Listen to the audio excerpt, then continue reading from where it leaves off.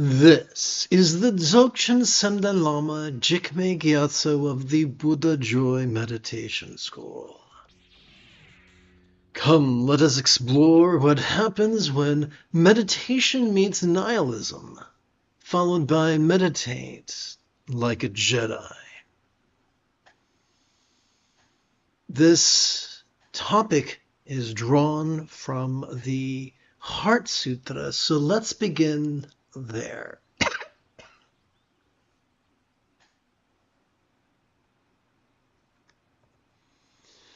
The noble Avalokita. Oops, you know what? My side monitor would be a lovely addition to this program. Let me reach for that bad boy. Let's see here.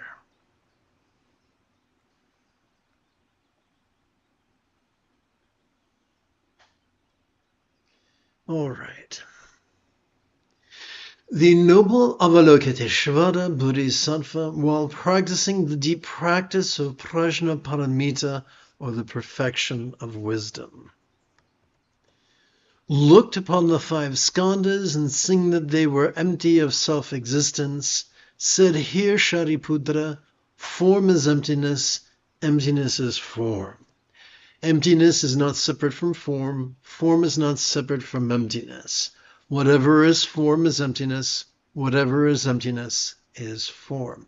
Now, there's plenty of Heart Sutra left, but this is the bit that we're going to explore during today's lesson. I should say this mid-morning's lesson. I'm going to tap button 9.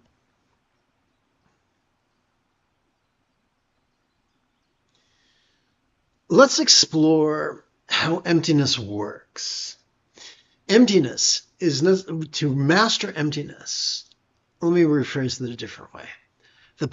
Neither the path of belief nor the path of conceptualization lead to the mastery of Buddha's wisdom. They might lead to rigidity. They might lead to self-importance. They might lead to weird, bizarro theories, but they will not lead to the mastery of transcendental wisdom. How does that work? Over the multiple millennia that have passed since the archetype of the Buddha was first introduced to humanity, there has been a huge amount of confusion. Fortunately, that confusion is dispelled when the topic is explored through the metaphoric lens of neuroscience.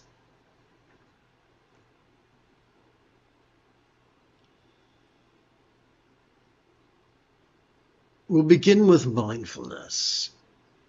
Every time we inhale, whether we know it or not, we have evolved to automatically access the middle bit of our spinal cord, the middle bit of our autonomic nervous system, described as the hub of our sympathetic nervous system. This middle bit has evolved to help us to notice in a very special way.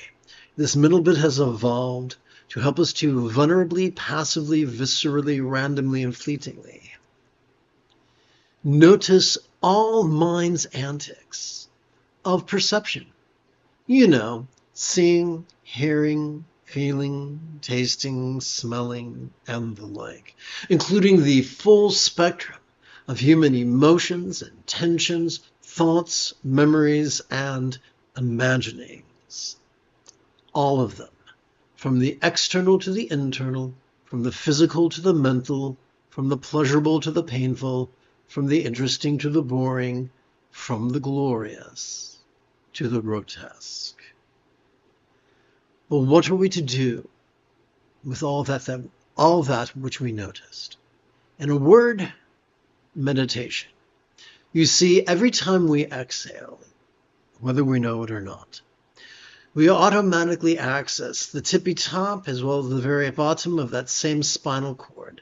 These two regions working as a team could be described as the hub of our parasympathetic nervous system, which has evolved to help us physically relax and mentally release during our exhalation to such a degree that that which we noticed during our previous inhalation could fleetingly feel less stressful, less permanent, less defining, and even as non-graspable as a vast empty void. My fourth grade teacher explained that a simile is only as useful as it is relatable. Therefore, we have to ask the question, what? What is a real-world example of a non-graspable vast empty void? How about the illusion of the infinite azure sky on a bright and beautiful cloudless morn, which, although it could be tantalizing to the eye, could feel non-graspable to the hand? And so we see that emptiness is simply a metaphor of non-graspability. We see that no self is simply a metaphor for ceasing to identify with that which we noticed.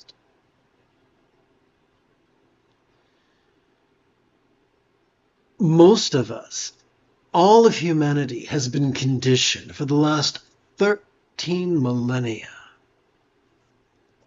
to be so rigid, fearful, superstitious, controlling, elitist, cryptic, competitive, and corporal that we perpetually trigger our amygdala, the seat of anxiety and aggression.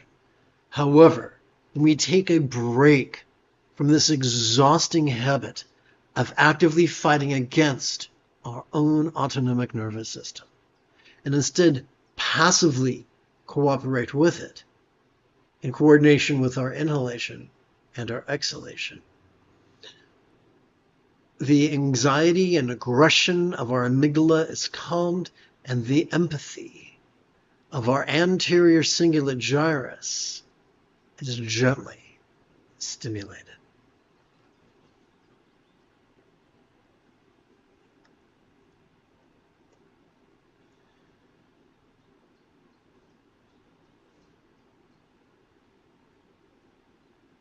What is the antidote to materialism?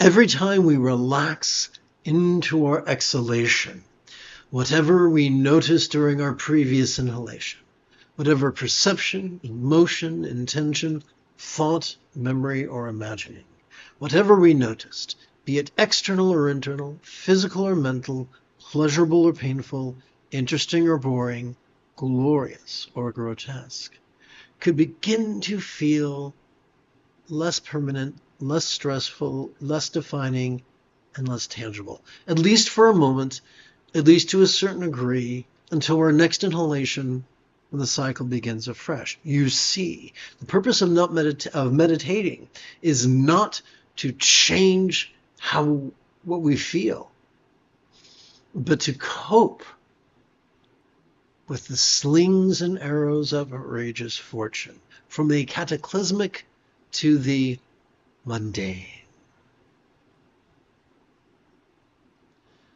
But what about nihilism? Yes, people who get lost in belief, who try to think or feel their way to nirvana, sometimes wind up concluding that everything is empty. There's nothing there. That's nihilism. What? What is the seventh fold of the Buddha's Eightfold Path? Mindfulness. What is the first enlightenment factor? Mindfulness. We are wired to notice things. It serves our survival mechanism. We are wired to notice things. The external, the internal, the physical, the mental, the pleasurable, the painful, the interesting, the boring, the glorious, and the grotesque, the good, the bad, and the ugly. And so every time we cooperate with our inhalation, it's a chance for us to metaphorically throw a brick through the plate glass window of nihilism. Let us take this a step further. Nihilists will often say there's nothing right, there's nothing wrong, I can do as I please. La-di-la-di-la-di-la-di. Well, that's malarkey. 50% of the Buddha's Eightfold Path pertains to mental, interpersonal, physical, and circumstantial kindness. Kindness of intention, communication, conduct, and commerce. Every time we cooperate with our autonomic nervous system, we calm our aggressive amygdala and gently stimulate our empathetic anterior cingulate gyrus. Therefore, kindness is not a construct of society. It is an evolutionary reality. Anyone who tells you otherwise, in the words of Princess Bride, are trying to sell you something.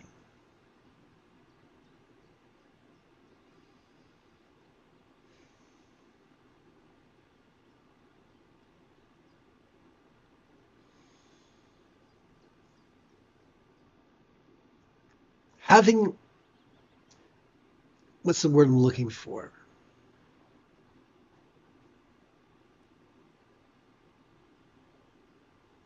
Well, having explained that narrow bit of the Heart Sutra, let us now continue with our opening recitation of that self-same text.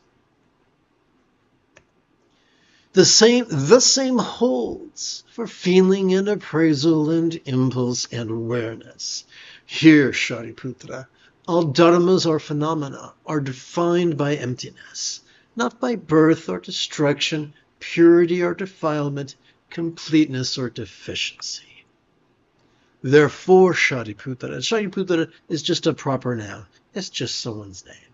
Therefore, Shariputra, in emptiness there is no form, no feeling, no appraisal, no impulse, and no awareness. No eye, no ear, no nose, no tongue, no body, and no mind. No shape, no sound, no smell, no taste, no feeling, and no thought. No element of perception from eye to conceptual consciousness. One moment, if you please. 1, 2, oopsie. Yeah, 1, 2, 3. Let's hit copy. Let's hit reveal and go over yonder.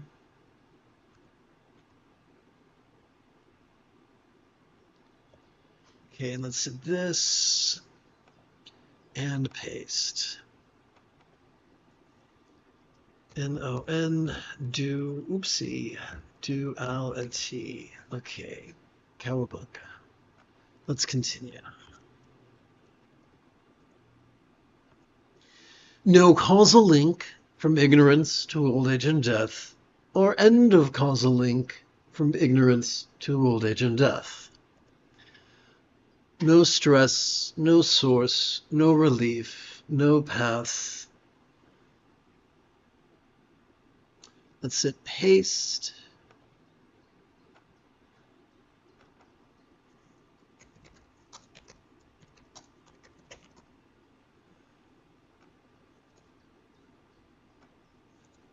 Whoopsie, that was an error. Let's go back.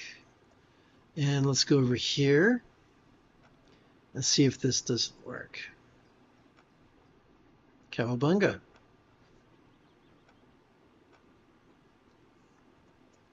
Therefore, Shariputra, without attainment, bodhisattvas take refuge in Prajnaparamita, the perfection of wisdom, and live without walls of the mind. Without walls of the mind, and thus without fears, we see through delusion and attain nirvana. All Buddhas, past, present, and future, also take refuge in Prajnaparamita, the perfection of wisdom, and realize unexcelled, perfect enlightenment. We should therefore know the great mantra of Prajnaparamita, the perfection of wisdom, the great knowledge mantra, the unexcelled mantra. The mantra equal to the unequaled, which heals all suffering and is true, not false. The mantra is Prajnaparamita.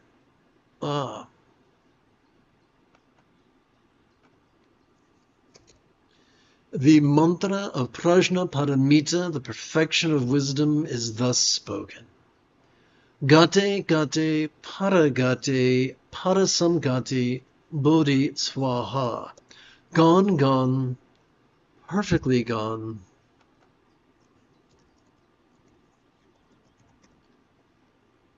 Perfectly and completely gone to enlightenment. May it be so. Or in other words, may all beings master, resting, completely, perfectly resting,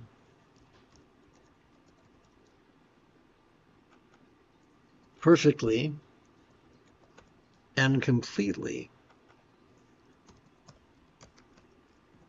resting in enlightenment.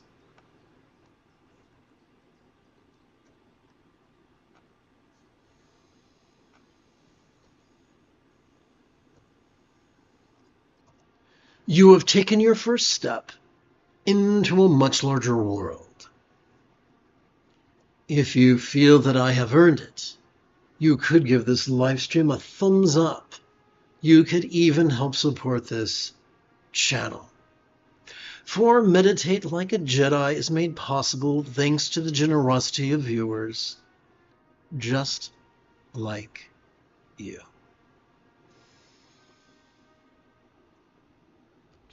For the remainder of this mid-morning live stream, together, let us sit and breathe and notice and relax.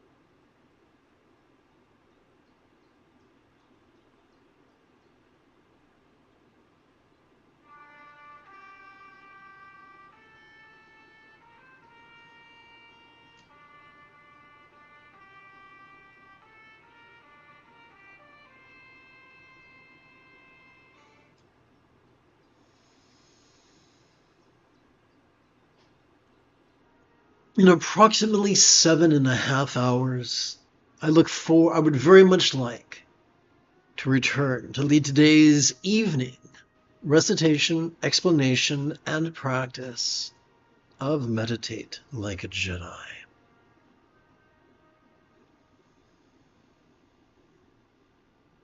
And if you are as geeky as me, may the Force be with you always.